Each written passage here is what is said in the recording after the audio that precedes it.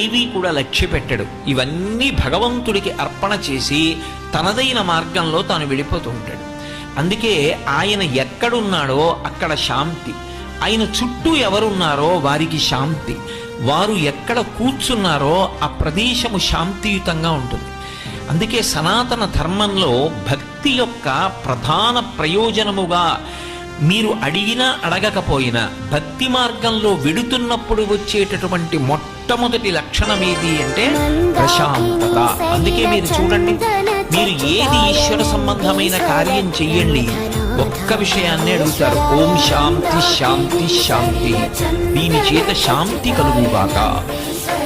అందుకే త్యాగరాజస్వామి కూడా శాంతము లేక సౌఖ్యము లేదు సారసదళ నయన అంటారు. అసలు ఆ శాంతం అన్నది లేకపోతే అసలు సౌఖ్యమే లేదు.